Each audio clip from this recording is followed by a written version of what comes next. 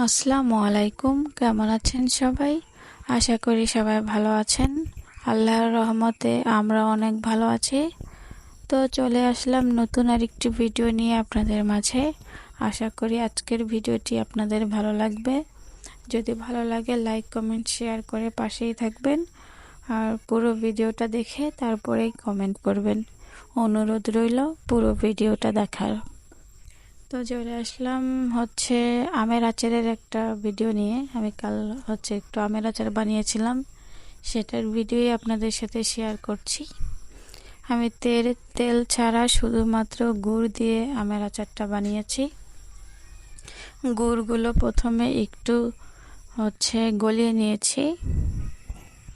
প্যানের মধ্যে গুড়গুলো দিয়ে একটু গলিয়ে নিয়ে তারপর আমি এই যে কেটে রাখা আমগুলো দিয়ে দিয়েছি। আপনারা প্রথমেই দেখেছেন আমি আমগুলো সুন্দরভাবে কেটে নিয়েছি। আমগুলো ধুয়ে তারপরে কেটেছি। এখন এই যে গুড় গলে যাওয়ার পরে তারপরে আমি এই যে আমের টুকরোগুলো দিয়ে দিয়েছি।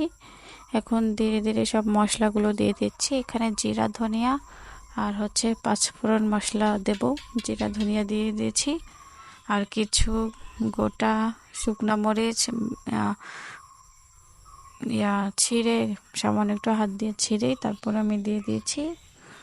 দেখতেই পাচ্ছেন। এরপর আমগুলো ভালোভাবে নাড়াচাড়া করে রান্না করে নিচ্ছি, মানে আচারটা বানিয়ে নিচ্ছি।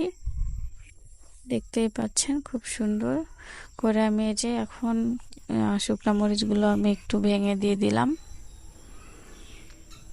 আমার আচারটা প্রায় শেষের পথে, মানে হয়ে গেছে। আচারটা অল্প একটু বানিয়েছি, অনেকগুলো আমে আনা হয়েছিল কিন্তু আমগুলো পেকে গিয়েছিল, যার কারণে আমি সবগুলো দিয়ে বানাতে পারিনি। যেগুলো কাঁচা ছিল বা আধা পাকা ছিল সেগুলো দিয়েই বানানো হয়েছে আচারটা। একদম সামান্য অল্প একটু হয়ে গেছে, এতক্ষণে খাওয়াও শেষ হয়ে গেছে। আমি সামান্য একটু ভিনেগার দিয়ে দিচ্ছি। ভিনেগারটা দেওয়ার প্রয়োজন ছিল না, কারণ আচার অল্প একটু শেষই হয়ে যাবে। যারা বেশি করে বানাবেন তাদের জন্যই আর কি আমি দেখিয়ে দিলাম যে তারা ভিনেগারটা দিবেন, তাহলে অনেক দিন পর্যন্ত সংরক্ষণ করে খেতে পারবেন।